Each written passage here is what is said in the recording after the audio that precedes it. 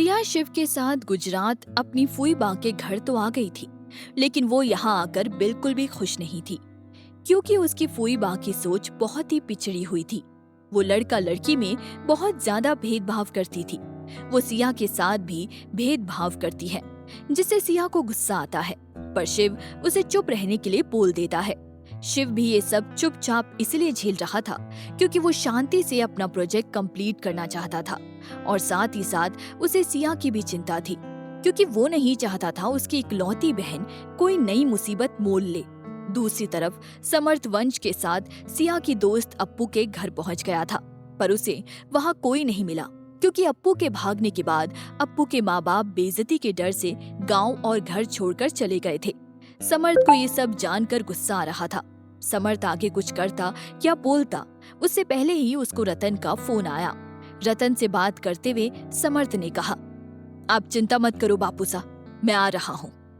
समर्थ ने जैसे ही call cut किया तो वंश ने सवाल किया, क्या हुआ भाई साहब? समर्थ ने सीरियस होकर वंश को जवाब दिया, मासा की तबीयत कुछ ज्यादा ही खराब है।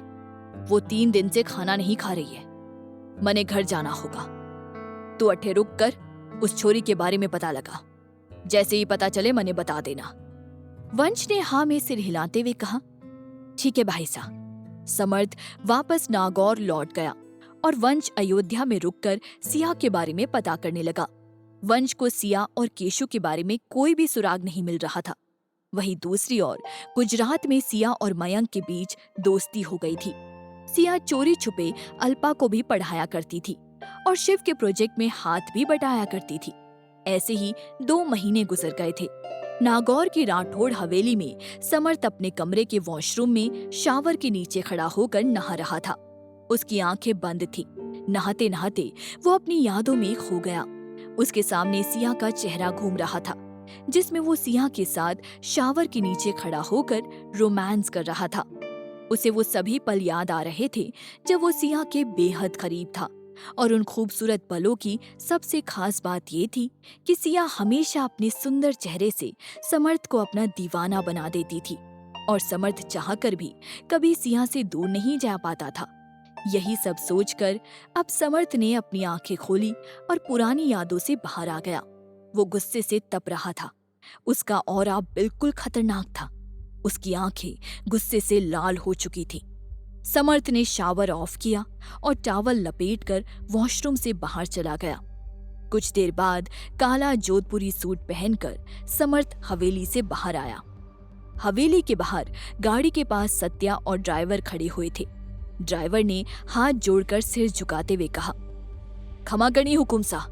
समर्थ ने सत्या को देखकर कहा, सत्या तू ऑफिस जा, मने हर्ष से काम है, मैं वो काम करके आता हूँ। और सत्या ने समर्थ की बात काटते हुए कहा, पर भाई साहब अकेले कैसे जाएंगे? समर्थ ने आंखें दिखाते हुए सत्या से कहा, तुम्हारे से जुबान लड़ा रहा है सत्या। समर्थ की बात मानते हुए सत्या ने कहा, ठीक है भाई साहब, मैं ऑफिस जाता हूँ। सत्या अपनी गाड़ी लेकर ऑफिस के लिए निकल गया तो वही समर्थ के लिए ड्राइवर ने गाड़ी की बैक सीट का दरवाजा खोला और समर्थ उसमें बैठ गया। ड्राइवर समर्थ को लेकर हवेली से निकल गया। कुछ देर बाद वो पुलिस स्टेशन पहुंचा। समर्थ जैसे ही पुलिस स्टेशन में एंटर हुआ तो सभी उसका अभिवादन करने लगे। क्षमा गणी हुकुम सा। समर्थ सीधा हर्ष के कैबिन में गया। हर्ष अपने लैपटॉप में काम कर रहा था। उसके चेहरे पर परेशानी साफ दिखाई दे रही थी। समर्थ के आते ही उसने नाम में सिर हिलाकर कहा, समर्थ अभी तक उस लड़की और उस पुलिस वाले का पता नहीं चला है। समझ नहीं आ रहा क्या किया जाए। हर्ष की बात सुनकर समर्थ ने गुस्से में कहा, पुलिस यूनिफॉर्म तूने पहन रखी है और तू ये बात म्हारे से पूछ रहा है? मने वो छोरी हर हाल में चाहिए, समझा? हर्ष ने समर्थ को गुस्सा होते हुए देखकर एक गहरी सांस ली और फिर उसने समर्थ को शांत करने की कोशिश करते हुए कहा, समर्थ शांत हो जाओ, वो लड़की मिल जाएगी। वंश को तुमने उसके बारे में पता करने के लिए अयोध्या भेजा है ना? हमारी पुलिस फोर्स भी उसे ढूंढ रही है। वो मिल जाएगी तो हम उसे मौत की सजा दिलवाएंगे। तुम चिंता मत करो, उसे उसके किए की सजा मिलकर रहेगी। वो लड़की। हर्ष बोल ही रहा था कि समर्थ ने उसकी बात काटते हुए कहा, उस लड़की के किए की सजा उसको मैं दूंगा। वो भी अपने हाथों से। और उसको मौत जैसी छोटी सजा ना मिलेगी, मौत से बदतर सजा मिलेगी। वो तड़पेगी। उसने बहुत बड़ी गलती की है। उसने ठाकुर समर्थ सिंह राठौड़ को धोखा दिया। उसको पता नहीं है कि ठाकुर समर्थ सिंह राठौड़ धोखेबाज के साथ के करे हैं। हर्ष समर्थ की बात सुनकर अपनी जगह से खड़ा हो गया और समर्थ से बौखलाते हुए बोला, समर्थ, क्या तू सिया के साथ भी वही करेगा जो तुमने आकृति के साथ किया था? हर्ष की बात सुनकर समर्थ के चेहरे पर खतरनाक मुस्कान आ गई। हर्ष ने एक नज़र समर्थ की उस मुस्कान को देखकर फिर अपने लैपटॉप की स्क्रीन को देखा जिस पर सिया की फोटो शो हो रही थी। उसे देखकर हर्ष ने मन में कहा, तुम जो भी हो, अब तुम्हें तुम्हारी गलती की बहुत ही भयानक सजा मिलने वाली है। सजा भुगतने के लिए तैयार हो जाओ सिया। हर्ष ने गुस्से में कहा, बहुत ही शातिर है ये लड़की, अपने पीछे एक भी निशान नहीं छोड़ा। उस पुलिस वाले का तो कोई पुलिस रिकॉर्ड भी नहीं मिला। सच कहते थे तुम उसके बारे में, वो सच में बहुत चतुर है। हर्ष की बात सुनकर समर्थ का गुस्सा 7वें आसमान पर पहुंच गया और वो गुस्से में बोला, तू उसको ढूंढने का काम कर, बातें मत कर। मैंने थारे पर भरोसा किया, अब तू हमारा भरोसा मत तोड़ना।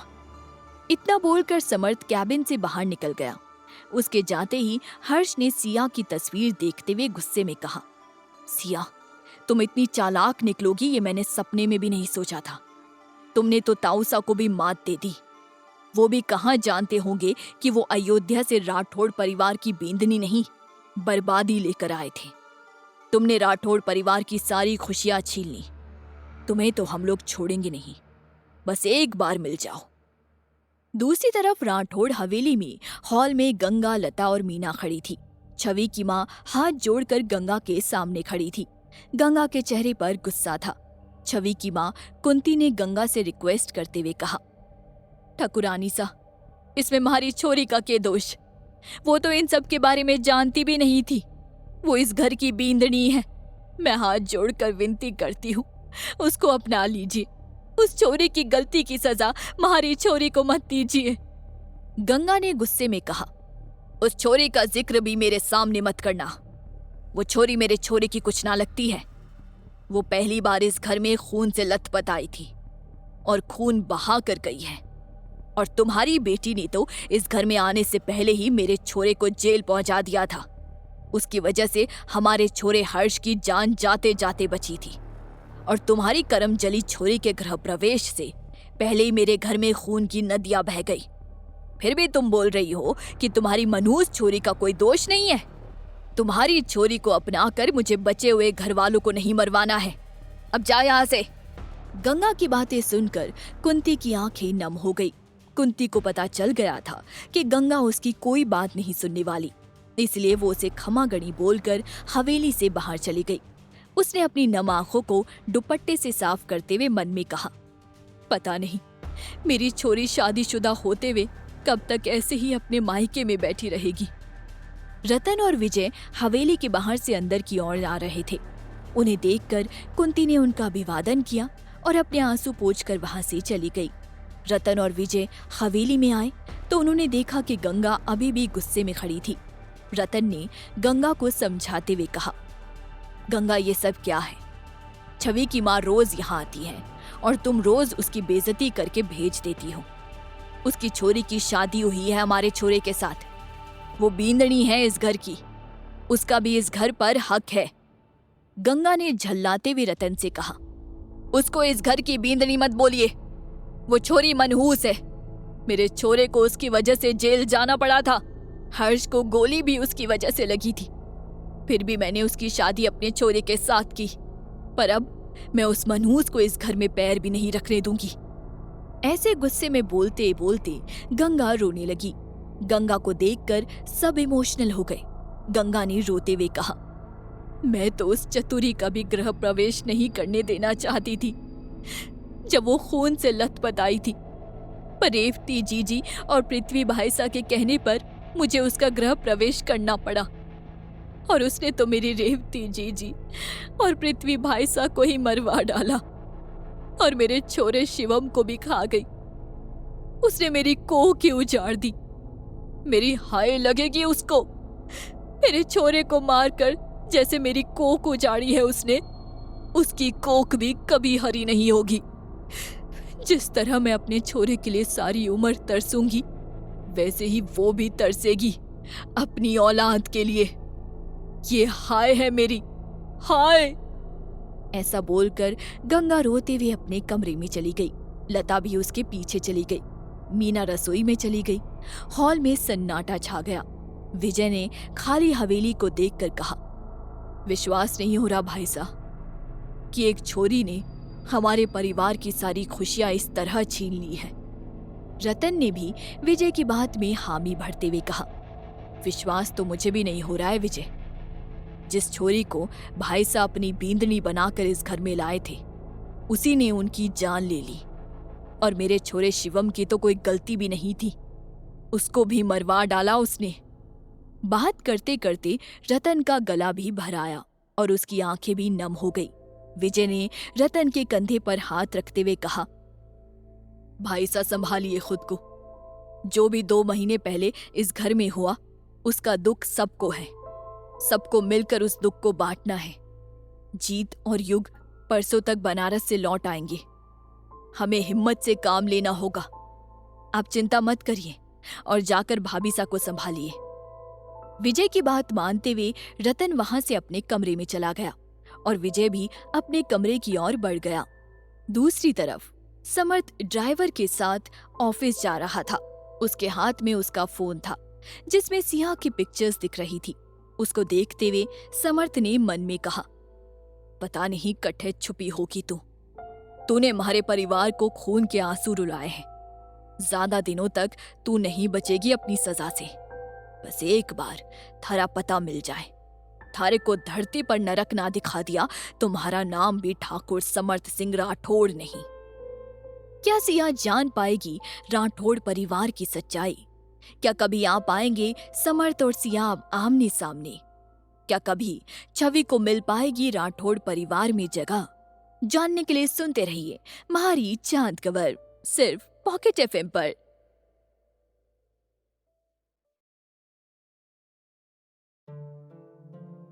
समर्थ का पूरा परिवार सिया से इतनी नफरत करने लगा है कि अगर सिया उनके सामने आ गई तो पता नहीं वो उसके साथ क्या करेंगे। समर्थ सिया के बारे में सोचते हुए ऑफिस जा रहा था। समर्थ ऑफिस पहुंचा तो उसे सामने ही सत्या मिल गया। सत्या के चेहरे पर परेशानी नजर आ रही थी।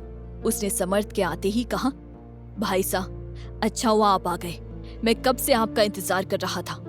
सत्या की बात सुनकर समर्थ ने पूछा, क्या बात है?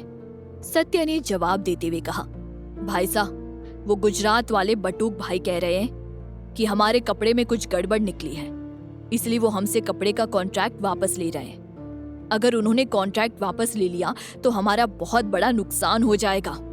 सत्या की बात सुनकर समर्थ ने झट से कहा, कोई नुकसान नहीं होगा, मैं आज शाम को गुजरात जा रहा हूँ, मैं खुद उनसे मिलकर बात करूंगा। सत्या ने झट से पूछा, हमारे घर में इतनी सारी मुसीबतें पहले से ही हैं और अब आप ऐसे गुजरात जाकर और मुसीबत मोल क्यों लेना चाहते हो? मैं चला जाता हूँ गुजरात, आप रहने दीजिए। सत्या की बात का जवाब देते हुए समर्थ ने कहा, सत्या थारे को ना लगता कि तू आजकल हमारे सामने कुछ ज्यादा ही समझदार बनने की कोशिश करता है? मैं जा रहा हूँ तो मतलब जा रहा हूँ। आजकल समर्थ कुछ ज्यादा ही जिद्दी हो गया था। वो किसी की भी नहीं सुनता था, इसलिए सत्या ने उसे ज्यादा समझाने की कोशिश नहीं की। समर्थ ने थोड़ा सीरियस होकर कहा, अब खड़ा खड़ा क्या कर रहा है? पुष्कर को लेकर नेत्रा के स्कूल जा, प्रिंसिपल ने बुलाया था। उसके बाद सुनकर सत्या हाँ में सिर हिलाया और अंदर पुष्कर को बुलाने चला गया। समर्थ भी अंदर अपने कैबिन की ओर बढ़ गया। दूसरी ओर लाखन के घर में छवि अपने कमरे में ड्रेसिंग टेबल के सामने बैठी हुई थी। उसने लाल राजस्थानी घाघरा चोली पहना था और गले में मंगलसूत्र पहना हुआ था। माथे पर छोटी सी बिंदी, कानों में छोटे छोटे झुमके, हाथों में लाल चूड़ियां और मांग में सिंदूर भरा हुआ था। छवि देखने में बहुत ही खूबसूरत लग रही थी, पर उसके चेहरे पर उदासी थी। दरवाजे से कुंती ने आवाज दी, छवि, छवि, तू तैयार हो गई के? छवि ने हल्के से सिर हिलाकर कहा, हाँ मासा। कुंती ने सामने से कहा, सज्जन भाईसा की छोरी पूर्णा आई है थारे को लेने। छवि ने सामने से कोई जवाब नहीं दिया। छवि की बक-बक बंद हो चुकी थी। वो अब बहुत कम बोला करती थी। उसने अपना हैंड बैग लिया और बिना कुछ बोले घर के बाहर आ गई। उसका उतरा हुआ चेहरा देखकर कुंती भी मायूस हो गई। घर के बाहर पूर्णा स्कूटी लेकर खड़ी थी। छवि चुपचाप आकर उसकी स्कूटी के पीछे बैठ गई। पूर्णा ने छवि से पूछा, चले? छवि ने हाँ में सिर हिलाकर धीमे स्वर में जवाब दिया, हाँ। छवि को लेकर पूर्णा वहां से निकल गई। पिछले 2 महीनों में पूर्णा और छवि दोनों बहुत अच्छी दोस्त बन गई थी। छवि को गांव के स्कूल में ही टीचर की जॉब मिल गई थी। रोज पूर्णा अखाड़े में जाते समय छवि को भी स्कूल छोड़ दिया करती थी। पूर्णा ने छवि को मायूस देखकर उसको समझाते हुए कहा, छवि, थारा उतरा हुआ चेहरा देखकर मुझे बिल्कुल अच्छा नहीं लगता। 2 महीने से तने देख रही हूँ, तू बोलना ही भूल गई है। तू चिंता मत कर, एक दिन सब ठीक हो जाएगा। छवि ने कोई जवाब नहीं दिया। पूर्णा ने मन में कहा, जीजी, मुझे भरोसा है कि आप ऐसा कुछ नहीं कर सकती जैसा आपके बारे में बोला जा रहा है। कुछ देर में वो दोनों एक स्कूल के सामने रुकी। वहां बाहर ही एक गाड़ी खड़ी थी। पूर्णा ने उस गाड़ी को देखकर मुंह बनाते हुए कहा, छवि, ठाकुर सा अट्ठे ही है, संभल कर जाना और उनके सामने झुकने की जरूरत नहीं है। मैं थारे को शाम को मिलूंगी। पूर्णा की बात सुनकर छवि स्कूटी से उतर गई और स्कूल के अंदर चली गई। रास्ते में उसको जितने भी बच्चे मिले सबने कहा, नमस्ते टीचर जी। छवि झूठी मुस्कान के साथ जवाब देते हुए आगे बढ़ रही थी कि तभी उसकी नजर सामने से आ रहे पुष्कर और सत्या पर पड़ी। पुष्कर और सत्या छवि को देखकर थोड़े सीरियस हो गए। उन्हें देखकर छवि का चेहरा उतर गया था, पर वो कुछ नहीं बोली और हल्के से उनका अभिवादन करके आगे बढ़ गई। अपनी पत्नी का ऐसे उतरा हुआ चेहरा देखकर पुष्कर का दिल उदास हो गया। वो छवि को जाते हुए देख रहा था। सत्या ने जब पुष्कर की ये बात नोटिस की तो उसने पुष्कर से कहा, जा, उसके साथ बात कर ले, मैं बाहर हूं, तू बाद में बाहर आ जाना। सत्या की बात सुनकर पुष्कर के चेहरे पर हल्की सी मुस्कान आ गई। वो हाँ में सिर हिलाकर बोला, ठीक है भाई साहब, मैं अभी आया बात करके। पुष्कर छवि के पीछे चला गया और सत्या बाहर चला गया। स्कूल के बाहर पूर्णा अपनी स्कूटी स्टार्ट कर रही थी। पूर्णा को देखकर सत्या ने हल्का सा मुस्कुराते हुए कहा, ए पहलवान, तू अट्ठे? पूर्णा ने सत्या को कोई जवाब नहीं दिया तो उसने फिर सवाल किया, ए पहलवान, वो कुश्ती वाली बात का गुस्सा अभी तक थारे दिमाग से उतरा नहीं के? पूर्णा ने पलटकर फिर से कुछ नहीं कहा और उसे इग्नोर करके अपनी स्कूटी लेकर वहां से अखाड़े की ओर निकल गई। उसको जाता देखकर सत्या ने मुंह बनाते हुए कहा, ये छोरी भी ना अभी तक गुस्से में मुंह फुलाए घूम रही है। ठाकुर सत्या इसको सामने से बुला रहा है, फिर भी ये बात नहीं कर सकती, घमंडी कहेगी। सत्या अपनी गाड़ी में बैठकर पुष्कर के आने का वेट करने लगा। दूसरी ओर पुष्कर छवि के पीछे गया और उसे पीछे से पुकारा, छवि, छवि। और उसकी आवाज सुनकर छवि वहीं रुक गई। पुष्कर छवि के सामने खड़ा हो गया। छवि सिर झुकाकर पुष्कर के सामने खड़ी हुई थी। छवि ने पूछा, जी ठाकुर साहब, बोलिए, क्या बात है? पुष्कर ने सामने से पूछा, तू ठीक तो है छवि? छवि ने हाँ में सिर हिला दिया और फिर उसने धीमे स्वर में पूछा, आप और बाकी घर वाले सब कैसे हैं ठाकुर साहब? पुष्कर ने जवाब देते हुए कहा, ठीक है। पुष्कर इसके आगे कुछ बोल पाता उससे पहले ही स्कूल की घंटी बजी तो छवि ने कहा, अब मुझे जाना होगा ठाकुर साहब। छवि वहां से जाने के लिए मुड़ी तो पुष्कर ने उसका हाथ पकड़कर कहा, रुको छवि, हमारी बात तो सुनो। छवि मुंह बनाकर पुष्कर को देखने लगी। उसका चेहरा देखकर पुष्कर का मुंह उतर गया। पुष्कर ने गहरी सांस लेते हुए कहा, देखो छवि, मने थोड़ा समय दो, धीरे धीरे सब ठीक हो जाएगा, तो मैं तने अपने घर ले जाऊंगा। म्हारे पर भरोसा करके म्हारा इंतजार करना। छवि ने अपनी भावनाओं को बहुत ही मुश्किल से कंट्रोल किया और फिर पुष्कर को विश्वास दिलाते हुए कहा, मैं तो पूरी जिंदगी आपका इंतजार करने को तैयार हूँ। अपनी आखिरी सांस तक मैं आपका इंतजार करती रहूंगी ठाकुर साहब। अब मैं आपकी हूँ। आपके नाम का सिंदूर मेरी मांग से कोई नहीं हटा सकता। मैं तो कभी भी नहीं। बात करते करते छवि की आंखें नम हो चुकी थी। उसके चेहरे को देखकर पुष्कर का दिल भी भर आया था। शादी के बाद भी छवि अपने मायके में थी, जिस वजह से पिछले 2 महीनों से उसको आस पड़ोस और गांव वालों की बातें सुननी पड़ रही थी। उन बातों से वो अंदर ही अंदर तड़प रही थी। इसलिए पुष्कर उसे अपने सीने से लगाकर उस तड़प को कम करना चाहता था। वो उसको सुकून पहुंचाना चाहता था, पर यह जगह और वक्त उसको इस काम के लिए सही नहीं लग रहा था। इसलिए उसने छवि का हाथ छोड़ दिया और छवि अपने आंसू और दर्द को दबाकर वहां से अपनी क्लास की ओर चली गई। पुष्कर ने उसे जाते हुए देखकर मन में कहा, मने माफ कर दो छवि, मैं थारे वास्ते अभी कुछ नहीं कर सकता। थारा भरतार होते हुए भी तने अपने साथ नहीं रख सकता। मने पता है कि थारा इसमें कोई दोष नहीं है, पर मैं मासा को अभी ये बात नहीं समझा सकता। जब तक वो छोरी मिल नहीं जाती तब तक मासा का गुस्सा शांत नहीं होगा। इसीलिए तब तक हम दोनों को अलग रहना होगा। पता नहीं कि वो घटिया छोरी कट्ठे होवेगी। उसका एक बार पता चल जावे मने, मैं तो उसको जिंदा गाड़ दूंगा। पुष्कर सिया को मन ही मन में कोसते हुए वहां से निकल गया। दूसरी ओर गुजरात में सिया अल्पा के साथ उसके रूम में बैठकर उसे पढ़ा रही थी। अल्पा की नोटबुक फुल हो गई थी। अल्पा ने मायूस होकर कहा, जीजी, ये नोटबुक तो पूरी भर गई है और मेरे पास नई नोटबुक भी नहीं है। जो आपने पढ़ाया है अब मैं कहाँ लिखूं? सिया ने उसके गाल को सहलाते हुए कहा, अरे उदास क्यों हो रही है अल्पू? हम कल बाजार से तुम्हारे लिए नई नोटबुक ले आएंगे। अल्पू ने डरते हुए कहा, नहीं नहीं जीजी, मैं बाजार नहीं जा सकती। कृष्ण जन्माष्टमी का त्योहार आने वाला है। बाजार में महोत्सव की शुरुआत कल से ही हो जाएगी। पूरे बाजार में सब तरफ रंग उड़ रहा होगा। अगर मैंने इन सफेद कपड़ों पर जरा सा भी रंग लगा तो फूई बा मुझे छोड़ेगी नहीं। उसकी बात सुनकर सिया ने मन में कहा, अल्पू, मैं तुम्हारे सफेद कपड़े रंग कर रहूंगी। तुम्हें इस नर्क के जीवन से आजादी मिलकर रहेगी।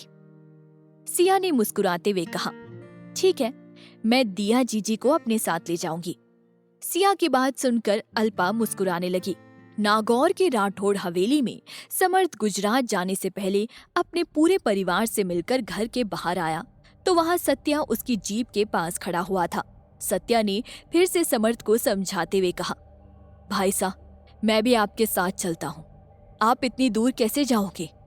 समर्थ ने सत्या को घूरते हुए कहा, मैंने एक बार बोला ना, मैं अकेला चला जाऊंगा, तो थारे को हमारी बात समझ क्यों नहीं आती?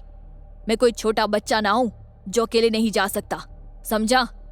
समर्थ की बात सुनकर सत्या चुप हो गया और समर्थ अपनी जीप लेकर हवेली से निकल पड़ा। सत्या ने उसे जाते हुए देखकर मन में कहा, हे राम जी, मारे राम जैसे समर्थ भाईसा की रक्षा करना। अब बटे मारे भाईसा पर कोई मुसीबत ना आवे। ये कहकर सत्या हवेली के अंदर चला गया। अगली सुबह गुजरात में बाजार में महोत्सव की रौनक थी। लोग जगह जगह गरबा खेलते हुए एक दूसरे को रंग लगाकर खूब गा बजा रहे थे। समर्थ अपनी जीप लेकर उसी बाजार से गुजर रहा था। उसने हमेशा की तरह पजामा कुर्ता या जोधपुरी सूट नहीं पहना था, बल्कि आज उसने पैंट शर्ट और लेदर जैकेट के साथ लेदर बूट्स पहने थे। अचानक से भीड़ की वजह से वो रास्ता भटक गया। समर्थ ने मन में कहा, ये तो मैंने गलत रास्ता लग रहा है, अब उतर कर रास्ता पूछना पड़ेगा। समर्थ अपनी जीप से उतर गया।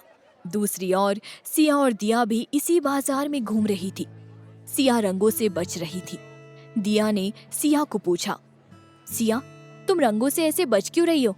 क्या तुम्हें अभी भी रंगों से खेलना पसंद नहीं है? सिया ने मुंह बनाते हुए कहा, हाँ, नहीं पसंद है जीजी, क्योंकि रंगों से चेहरा बिगड़ जाता है। अच्छा भला इंसान भी जोकर बन जाता है। दिया ने शरारत करते हुए पास की एक दुकान से रंग उठाते हुए कहा, अच्छा सिया, रंगों से अच्छा भला इंसान जोकर बन जाता है? फिर तो मुझे भी देखना है कि तुम जोकर बनकर कैसी लगोगी। सिया उसके हाथों में रंग देखकर आंखें बड़ी करते हुए बोली, हे राम जी, नहीं जीजी। दिया से सिया बचकर भागने लगी। दिया रंग लेकर उसके पीछे भाग रही थी। वो पुकार रही थी, रुक रुक जोकर। सिया रंगों से खेल रहे लोगों के बीच से बचकर भाग रही थी। दूसरी ओर समर्थ भी रंगों से खेल रहे लोगों के बीच से एक दुकान की ओर जा रहा था। सिया भागते हुए एक हट्टे कट्टे आदमी से टकरा गई। सिया गिरने को हुई कि उस इंसान ने सिया को अपनी बाहों में थाम लिया। सिया इस वक्त समर्थ की बाहों में थी। सिया ने आंखें बड़ी करते हुए कहा, हे राम जी। क्या करेगा समर्थ सिया को अपने सामने ऐसे देखकर? अब क्या मोड़ लेगी सिया और समर्थ की कहानी? क्या अल्पू को आजाद करवा पाएगी सिया विधवा होने के श्राप से? जानने के लिए सुनते रहिए महारी चांद कवर, सिर्फ पॉकेट एफएम पर।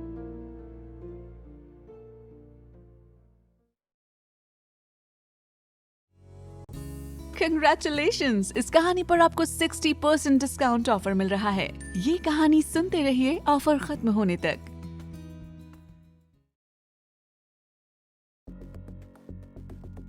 समर्थ ऑफिस के काम से गुजरात आया था। वो एक बाजार से गुजर रहा था कि तभी वो किसी से टकरा गया। वो इंसान और कोई नहीं बल्कि सिया थी। सिया गिरने वाली थी, पर समर्थ ने उसे संभाल लिया। जब समर्थ ने उसको पकड़ा तो उसके मुंह से निकला, हे राम जी। समर्थ और सिया दोनों के चेहरे पर रंग लगा हुआ था। दोनों एक दूसरे के सामने होते हुए भी एक दूसरे को पहचान नहीं पा रहे थे। तभी एक लड़की के हंसने की आवाज आई, जोकर जोकर। सिया और समर्थ आवाज की दिशा में देखकर एक दूसरे से दूर हो गए। सिया अपने आप को हैरानी से देखने लगी। समर्थ उन दोनों को देखकर कुछ बोल पाता उससे पहले कोई उसका हाथ पकड़कर उसे खींचते हुए वहां से ले गया। सिया के सामने रंगों से लथपथ एक लड़की खड़ी थी। सिया ने उस लड़की को देखकर हंसते हुए कहा, वाह दिया जीजी, एक जोकर दूसरे जोकर पर हंस रहा है। मुझ पर हंसने से पहले आप खुद को देखिए। सिया की बात सुनकर दिया ने खुद को देखा तो वो चौंक गई। दिया ने माथे पर हाथ रखते हुए कहा, हे राम जी, मैं तो सच में जोकर बन गई। सिया ने पास के दुकान से रंग उठाया और उसे दिया के ऊपर फेंकते हुए कहा, अभी आप अच्छे से जोकर बनी नहीं है, अब मैं बनाती हूँ आपको जोकर। अरे नहीं सिया।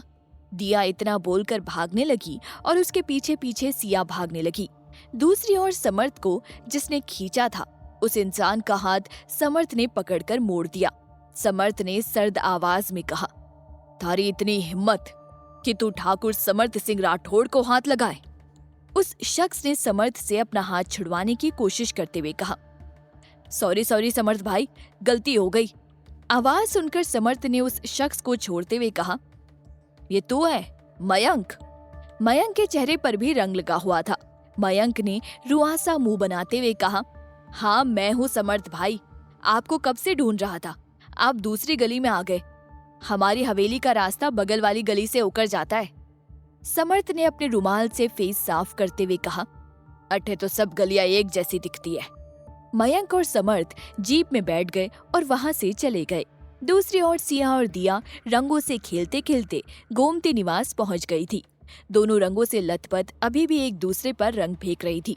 दिया ने सिया पर रंग फेंकते हुए कहा, ये लो जोकर। सिया ने भी सामने से रंग फेंकते हुए कहा, ये लीजिए, आप भी जोकर बन जाइए। वो दोनों ऐसे ही रंग से खेल रही थी कि तभी सीढ़ियों से गोमती की कड़कती हुई आवाज आई। ये क्या हो रहा है? आवाज सुनकर सिया और दिया दोनों रुक गई। दोनों ने अपने सामने खड़ी हुई गोमती को देखा तो दिया डर से कांपने लगी। सिया तो मासूम बच्चे की तरह चुपचाप खड़ी हुई थी। गोमती गुस्से में दिया पर बिगड़ते हुए बोली, गोरा रंग तो भगवान तुम्हें देना भूल ही गए। अब क्या कल तुम खुद कहीं भूल आई हो? गोमती की बात सुनकर दिया सिर झुकाकर खड़ी हो गई। गोमती उसको कोसते हुए बोली, तुम्हारी काली कलुटी शक्ल देखकर पहले ही तुम्हें कोई लड़का पसंद नहीं करता। 28 साल से मेरी छाती पर मूंग दल रही हो। क्या पूरी जिंदगी यही करना है तुम्हें? कभी कभी लगता है कि तुम्हारी शादी की उम्र निकल जाएगी, फिर भी कोई लड़का तुमसे शादी करने के लिए तैयार नहीं होगा। और अगर हो भी गया तो तुम्हारी ये हरकतें देखकर वो भी भाग जाएगा। गोमती की कड़वी बातें उसकी बेटी के दिल को चीर रही थी। उसकी आंखों से आंसू बह रहे थे। दिया देखने में सांवली जरूर थी, पर नैन नक्श उसके दिल की तरफ बहुत ही खूबसूरत थे। पर फिर भी उसका सांवला रंग उसकी शादी ना होने का सबसे बड़ा कारण था। गोमती की बातें सिया को बिल्कुल भी अच्छी नहीं लग रही थी। उसे गुस्सा आ रहा था, पर उसने अपना गुस्सा कंट्रोल करते हुए कहा, फूईबा, जीजी की शादी ना होने की वजह उनका सांवला रंग नहीं, बल्कि लड़के वालों की घटिया सोच है। वो जीजी के साफ दिल को छोड़कर उनके रंग को महत्व देते हैं। जिसका दिल साफ होता है वो ही इंसान असलियत में सुंदर होता है। सिया की बात सुनकर गोमती ने गुस्से में कहा, तुम्हारी इतनी हिम्मत कि तुम मुझसे जुबान लड़ाओ, अपनी औकात भूल गई हो क्या? एक तो मैं तुम्हारे जैसी मनहूस को पिछले 2 महीने से सहन कर रही हूँ क्योंकि तुम मेरी रिश्तेदार हो, वरना तुम्हारी जैसी डायन को अपने घर में घुसने भी नहीं देती, जो अपने पति और परिवार के साथ साथ अपने बच्चे को भी खा गई। गोमती की बातें अब सिया के दिल पर लग रही थी। उसकी आंखें भी नम हो गई थी। सिया अपने इमोशंस कंट्रोल करने की कोशिश कर रही थी कि तभी पराग की कड़कती हुई आवाज आई, फूईबा, ये क्या हो रहा है? पराग, शिव और अंबिका अभी अभी ऑफिस से घर वापस आए थे और उन तीनों ने भी अंदर आते हुए गोमती की सारी बातें सुन ली थी। सब उनकी ओर देखने लगे।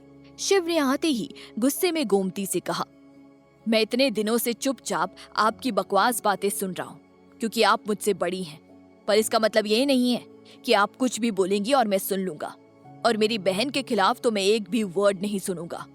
सिया को रोना आ रहा था, लेकिन वो खुद को कमजोर नहीं दिखाना चाहती थी, इसलिए वो वहां से भागकर अपने कमरे में चली गई। शिव ने अंबिका से कहा, अंबिका, चलो मेरे साथ और हम तीनों का बैग पैक करो, हम तीनों आज यहाँ से जा रहे हैं। अंबिका और शिव वहां से सिया के पीछे चले गए। उनको जाते हुए देखकर पराग ने अपनी माँ से गुस्से में कहा, माँ, ये सब क्या है? आप कैसे बात कर रही थी सिया से? वो बहुत मुश्किल से उस हादसे के जख्मों को भूल पाई है और आप ऐसी बातें करके उसके जख्मों को कुरेद रही हो। अपने बेटे की बात सुनकर गोमती उस पर बिगड़ते हुए बोली, अपनी माँ से ऐसे बात करते पराग? क्या यही सिखाया है मैंने तुम्हें? जो सच है मैंने वही कहा है, उस मनहूस से। पराग ने मुंह बनाते हुए कहा, माँ, मैं आपको समझाकर अपना समय बर्बाद नहीं करना चाहता, क्योंकि मुझे पता है कि आप मेरी बात कभी नहीं समझोगी। आप सिया और शिव की फूईबा हो। वो दोनों ऐसे घर छोड़कर गए तो आपके बारे में दादी बुआ क्या सोचेगी? जाइए, उन्हें रोकिए। वो दोनों इस घर से गए तो आप मुझसे बात भी मत कीजिएगा। इतना बोलकर पराग भी सिया के कमरे की ओर चला गया। सिया के कमरे में सिया बेड पर बैठी रो रही थी। शिव ने जाते ही उसे सीने से लगाते हुए कहा, सिया, तुम रो क्यों रही हो? फूईबा की तो आदत है ऐसे बात करने की। देखा नहीं वो दिया जीजी से कैसे बातें कर रही थी? सही कहा शिव ने सिया। पराग ने कमरे के अंदर आते हुए कहा। अंबिका सिया का बैग पैक कर रही थी। पराग को देखकर सिया ने झट से अपने आंसू साफ कर लिए। उसे देखकर पराग ने शिव को समझाते हुए कहा, शिव, ये क्या कर रहे हो? माँ तो अपनी सगी बेटी से भी ऐसे बात करती है, उनकी बात का क्या बुरा मानना। उनकी बात से नाराज मत हो, उनकी तरफ से मैं माफी मांगता हूँ। सिया ने पराग का हाथ पकड़कर उसे रोकते हुए कहा, नहीं भाई साहब, आपको ये सब करने की जरूरत नहीं है। फिर वो शिव से कहने लगी, शिव, 1 हफ्ते की बात है, हम ये प्रोजेक्ट पूरा करके ही यहाँ से जाएंगे। ऐसे बीच में प्रोजेक्ट छोड़ा तो शेखावत इंडस्ट्रीज का नाम खराब होगा। पर सिया फूईबा, शिव बोलने लगा तो सिया ने उसकी बात काटते हुए कहा, फूईबा को छोड़ो, मैं उनके मुंह भी नहीं लगना चाहती अब। उनको समझाना मतलब दीवार पर सिर पटकने जैसा है। तो जितने दिन यहाँ हो तुम अपना सिर दीवार पर मत पटकना, और कल तो अपनी शक्ल भी मुझे मत दिखाना। मेरी बेटी को लड़के वाले देखने आने वाले हैं। मैं नहीं चाहती कि तुम्हारी खूबसूरती मेरी बेटी के रास्ते में आए। गोमती वहां आई और इतना बोलकर चली गई। उसके जाते ही पराग ने कहा, सच में सिया, माँ को समझाना मतलब दीवार पर सिर पटकने जैसा है। तुम दोनों बस इनकी बातों की वजह से हम सबको ऐसे छोड़कर मत जाओ। सिया ने शिव से कहा, मान जाओ शिव। शिव ने कहा, ठीक है, प्रोजेक्ट पूरा करके ही हम यहाँ से जाएंगे। Thank you Shiv. पराग ने कहा। सिया और शिव दोनों रुकने के लिए मान गए। दूसरी तरफ समर्थ मयंक के घर पहुंच गया था। मयंक के घर में मयंक के दादा जयंत और माँ दयाबेन ही रहती थी। जाते ही समर्थ ने उन दोनों के पैर छूकर आशीर्वाद लिया। समर्थ की मासी दयाबेन ने उदास मन से कहा, डीकरा, शिवम के जाने का बहुत दुख है हमें, पर हम इसमें कुछ नहीं कर सकते। अब तुम ये सब छोड़ो और नहा लो। मैं तुम्हारे लिए चाय नाश्ता कमरे में ही भिजवाती हूँ। मयंक, अपने भाई को कमरे में लेकर जाओ। समर्थ मयंक के साथ कमरे में चला गया। कमरे में पहुंचते ही मयंक ने कहा, ये रहा आपका कमरा, आप अब आराम कीजिए, मैं आपके लिए चाय नाश्ता लेकर आया। मयंक वहां से जाने लगा तो समर्थ ने कहा, मयंक, चाय नाश्ते के साथ साथ मैंने बटुक भाई की कॉन्ट्रैक्ट वाली सारी फाइल ला कर दो। समर्थ की बात सुनकर मयंक ने असमंजस में पूछा, पर भाई साहब, आप अभी अभी तो आए हैं, थोड़ा आराम कर लीजिए। मयंक की बात का जवाब देते हुए समर्थ ने फट से जवाब दिया, मैं जल्दी जल्दी ये काम खत्म करके अट्ठे से वापस जाना चाहता हूँ। तने पता है ना कि हमारे घर के हालात कैसे हैं, मैं ज्यादा समय तक यहाँ नहीं रुक सकता। समर्थ की बात सुनकर मयंक ने लाचारी से हाँ में सिर हिला दिया और वहां से चला गया। रात के समय समर्थ और मयंक एक साथ समर्थ के कमरे में बैठे हुए थे और वो कुछ फाइल्स देख रहे थे। समर्थ ने अकाउंट्स की फाइल्स को ध्यान से देखा और फिर मयंक की ओर देखते हुए पूछा, ये अकाउंट्स तूने बनाए हैं कि मयंक? मयंक ने झट से कहा, हाँ समर्थ भाई। समर्थ ने आंखें छोटी करके मयंक को घूरते हुए कहा, ठाकुर समर्थ सिंह राठौर से झूठ मत बोल। मयंक ने मुस्कुराते हुए कहा, कैसा झूठ समर्थ भाई? समर्थ ने फाइल उसके सामने रखते हुए कहा, ये थारे अकाउंट्स कौन बनवाता है? चुपचाप बता, नहीं तो मैं ये सब थारे दादू सा को बता दूंगा। समर्थ की बात सुनकर मयंक ने मन में कहा, लगता है कि भाई को पता चल गया है कि मैंने खुद से नहीं बल्कि किसी और से अकाउंट्स बनवाए हैं, और वो इंसान कोई और नहीं बल्कि सिया है। समर्थ ने मयंक का कंधा थपथपाते हुए पूछा, अब बता भी, किससे करवा रहा था तू ये सब? लगता है कि मैंने दादू सा से बात करनी होगी। मयंक ने हड़बड़ाते हुए समर्थ को जवाब दिया, नहीं नहीं भाई, आप किसी को मत बताना, सब मुझे डांटेंगे। वो मेरी एक दोस्त है, वो मेरी मदद करती है। समर्थ ने आंखें छोटी करके उसे घूरते हुए कहा, अच्छा तो वो लड़की है, सिर्फ दोस्त है या फिर? समर्थ की बात सुनकर मयंक ने कहा, भाई भाई धीरे बोलिए, अभी मैंने उसे अपने बारे में कुछ नहीं बताया, पहले ही भांडा मत फोड़ देना। समर्थ ने कहा, अगर तू चाहता है कि मैं किसी को कुछ भी ना बताऊं तो थारे को हमारा काम करना होगा। मयंक झट से बोला, आप जो बोलोगे मैं वो करूंगा, बस आप उसके बारे में किसी को मत बताना। समर्थ ने मुस्कुराते हुए कहा, मैंने थारे पर्सनल अकाउंटेंट से मिलना है, अगर मिलवाओगे तो मैं किसी को कुछ नहीं बताऊंगा। बोल, मिलवाएगा? समर्थ की बात सुनकर मयंक के चेहरे पर बड़ी सी मुस्कान आ गई। उसने मुस्कुराते हुए कहा, हाँ भाई मिलवाऊंगा ना, आप बस किसी को बताना मत। वो पापा के उसी दोस्त के साले की बेटी है जिन्होंने उनका मर्डर किया था। वो कुछ दिनों के लिए यहाँ आई है और हम दोनों में दोस्ती हो गई। मयंक की बात सुनकर समर्थ ने कहा, खतरनाक प्रेम कहानी की शुरुआत है तारी, देखना पड़ेगा वो छोरी खूबसूरत है या खतरनाक।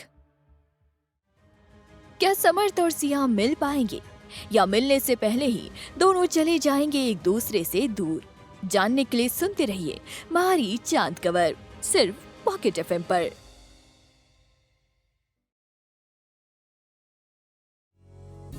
कंग्रेचुलेशंस, इस कहानी पर आपको 60% डिस्काउंट ऑफर मिल रहा है। ये कहानी सुनते रहिए ऑफर खत्म होने तक।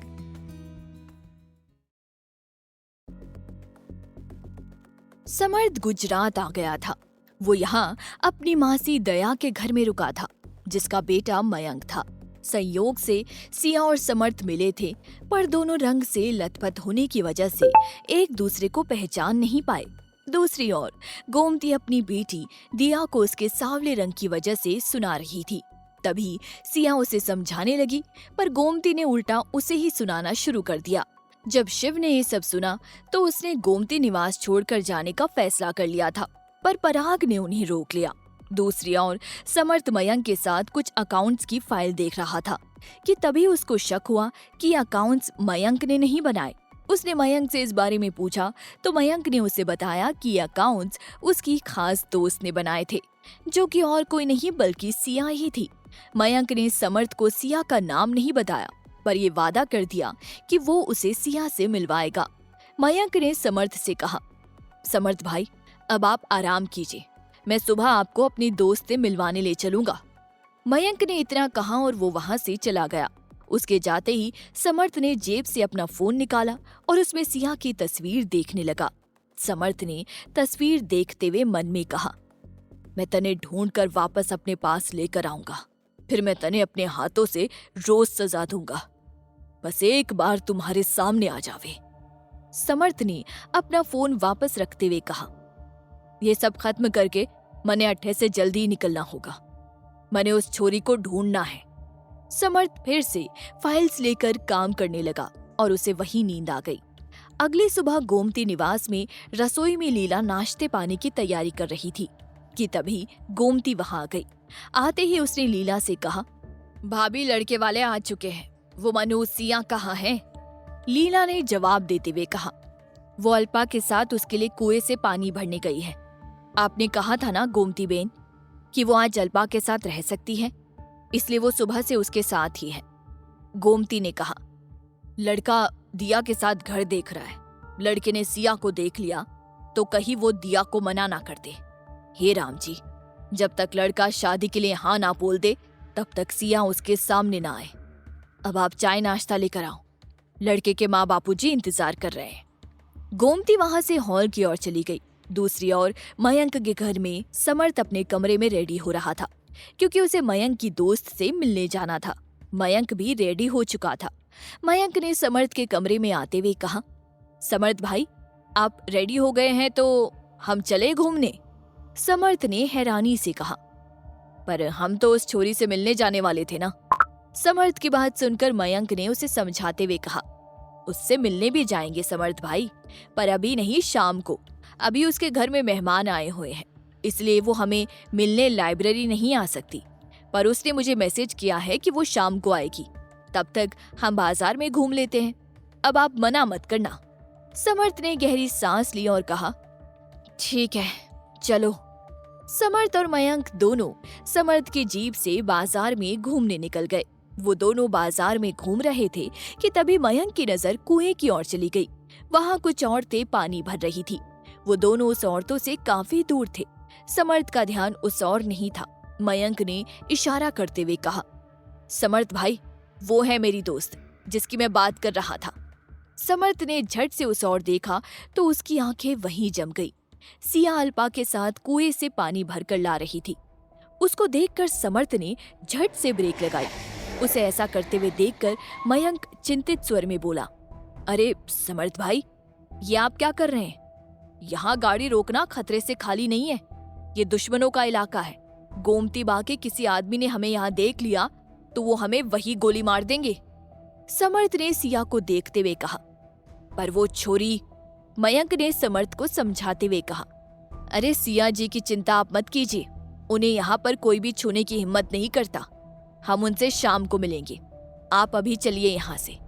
समर्थ ने सिया को देखकर अपने गुस्से को अंदर दबाकर जीप स्टार्ट की और वो दोनों वहां से निकल गए। दूसरी ओर गोमती निवास में एक लड़का दिया के साथ घर में घूम रहा था। वो दोनों एक कमरे में गए। दिया ने स्माइल करते हुए कहा, ये मेरा कमरा है प्रदीप जी। प्रदीप कमरे को देखते हुए आगे बढ़ा और बालकनी में चला गया।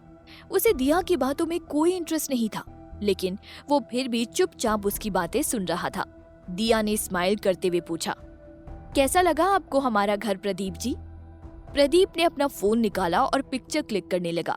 प्रदीप ने बालकनी से बाहर के व्यू की पिक्चर क्लिक करते हुए कहा, अच्छा है। प्रदीप ऐसे पिक्चर क्लिक कर रहा था कि तभी उसके फोन में सिया कैप्चर हुई। सिया ने कमर के सहारे से एक मटका उठा रखा था। सिया के साथ अल्पा भी मटका उठाकर चल रही थी। सिया हंस हंस कर अल्पा से बातें कर रही थी। सिया इतनी खूबसूरत लग रही थी कि कोई भी लड़का उसको एक बार देख लेता तो उस पर अपना दिल हार बैठता। प्रदीप सिया के पिक्चर क्लिक करने लगा। सिया को देखकर प्रदीप ने स्माइल करते हुए कहा, ब्यूटीफुल। प्रदीप की बात सुनकर दिया ने स्माइल करते हुए कहा, आपको पसंद आया हमारा घर प्रदीप जी? सिया मटका लेकर रूम में चली गई। उसके जाते ही प्रदीप ने स्माइल करते हुए कहा, आपका घर ही बहुत खूबसूरत है। अब मैंने आपका घर देख लिया है, अब हमें चलना चाहिए। माँ और बापूजी वेट कर रहे होंगे। प्रदीप की बात सुनकर दिया ने हाँ में सिर हिलाया और वो दोनों कमरे से बाहर हॉल की ओर चले गए। हॉल में प्रदीप के पेरेंट्स गोमती और मोहन के साथ बैठे चाय नाश्ता करते हुए बातें कर रहे थे। गोमती ने प्रदीप और दिया को आते हुए देखकर कहा, लो बच्चे आ गए। प्रदीप और दिया जैसे ही उनके पास आए तो गोमती ने स्माइल करते हुए पूछा, बेटा कैसा लगा हमारा घर? प्रदीप ने जवाब देते हुए कहा, अच्छा लगा काकी साहब। गोमती ने सवाल किया, और ये रिश्ता?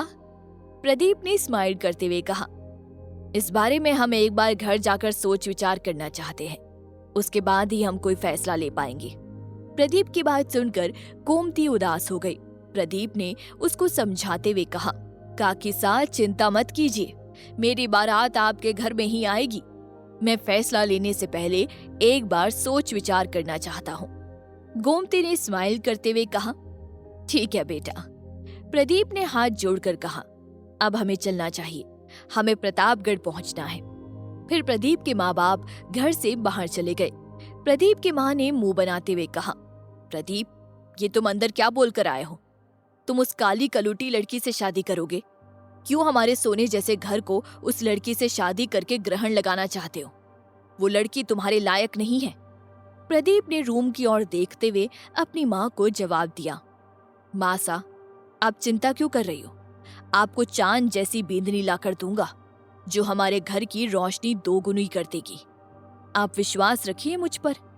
प्रदीप की बात सुनकर उसकी माँ ने कहा, जो भी करना संभल कर करना बेटा, ये गोमती बहुत ही खतरनाक है।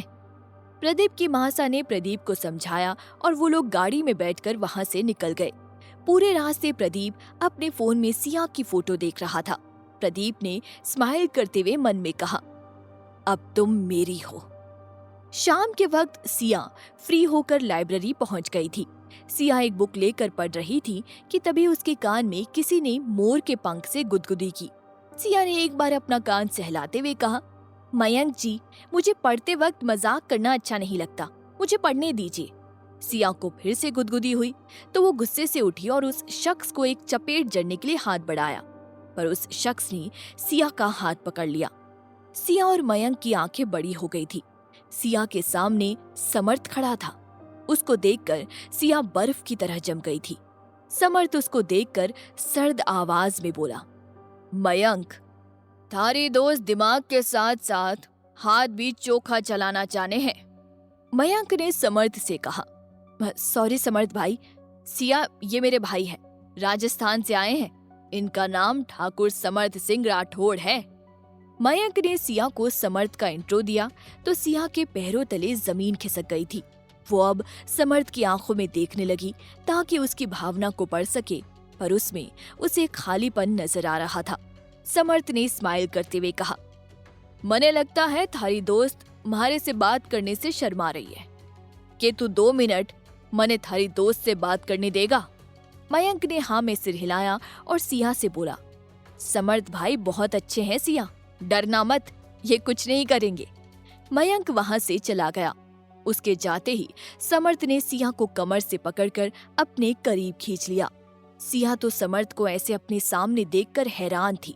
समर्थ ने उसकी आंखों में देखते हुए कहा, 2 महीने से तने बावड़ों की तरह ढूंढ रहा हूं और तू अट्ठे छुपी बैठी है। सिया की काली आंखों में आंसू आ गए थे। उसने समर्थ की आंखों में देखा जिनमें अब गुस्सा उतर आया था। सिया ने उसकी आंखों में देखते हुए कहा, मुझे माफ कर दीजिए, पर हमारा मिलन नहीं हो सकता। समर्थ ने गुस्से में कहा, क्यों नहीं हो सकता? तू सिर्फ म्हारी है, थारे को म्हारे से अलग कोई भी नहीं कर सकता। उसकी आंखों में जुनून था जिसे सिया ने देखा तो वो बोलने लगी, देखिए मेरी बात सुनिए। उसके आगे बोलने से पहले ही समर्थ ने उसके होठों पर अपने होठों को रख दिए। समर्थ ने उसके होठों को कुछ देर पैशनेटली किस करके छोड़ दिया। सिया का चेहरा आंसुओं से भीग चुका था। सिया ने रोते हुए कहा, क्यों आए हैं आप यहाँ? चले जाइए यहाँ से, आपका यहाँ कोई काम नहीं है। सिया की बात सुनकर समर्थ ने उसका गाल पकड़ लिया। उसने सिया की नम आंखों में देखते हुए कहा, सच में म्हारा अट्ठे कोई काम ना है। तू सच में चाहवे है कि मैं अट्ठे से चला जाऊं? नहीं जाऊंगा मैं अट्ठे से। तुम्हारी लुगाई है, मैं तने लेकर ही जाऊंगा। चल म्हारे साथ। सिया ने ना में सिर हिलाकर कहा, नहीं, मैं नहीं जा सकती। अब मैं आपकी कुछ नहीं हूं। हम दोनों का कोई भविष्य नहीं है। मैं आपके साथ नहीं जा सकती। आप वापस चले जाइए यहाँ से। मैं वापस नहीं जाऊंगी। सिया के ऐसा कहने से समर्थ ने उसकी कोमल कमर को जोर से दबाया और बोला, मैं तने लेकर ही जाऊंगा। मने नींद नहीं आती थारे बिना। थारी आदत हो गई है। मारे दिल में बस गई थी तू, और फिर भी तूने म्हारा दिल तोड़ दिया। तुम्हारा दिल नहीं तोड़ सकती। अब मैं थारे बिना नहीं रह सकता। सिया समर्थ की आंखों में देखते हुए बोली, क्यों जिद कर रहे हैं आप? मैं अब आपके साथ नहीं रहना चाहती। यहाँ से चले जाइए। उसने समर्थ को धक्का दिया और बुक लेकर वहां से भाग गई। उसके जाते ही समर्थ ने गुस्से में टेबल पर हाथ मारा और टेबल तोड़ दिया। समर्थ ने गुस्से में कहा, मारे से जितना दूर भागना है भाग ले। मैं तने छोड़ूंगा नहीं। मैं तने लेकर ही जाऊंगा। तने धारे किए धोखे की सजा तो मिलकर ही रहेगी। मारे परिवार में खून की नदियां बहाई है तूने। अब थारी आंखों से खून के आंसू की नदियां बहेंगी। थारे को हमारे साथ चलना ही पड़ेगा। अब तो मैं तने लिए बिना नहीं जाऊंगा। क्या समर्थ ले जा पाएगा सिया को अपने साथ? क्या प्रदीप के आने से सिया और समर्थ के रिश्ते में आएगा नया तूफान? जानने के लिए सुनते रहिए म्हारी चांद खबर, सिर्फ पॉकेट एफएम पर।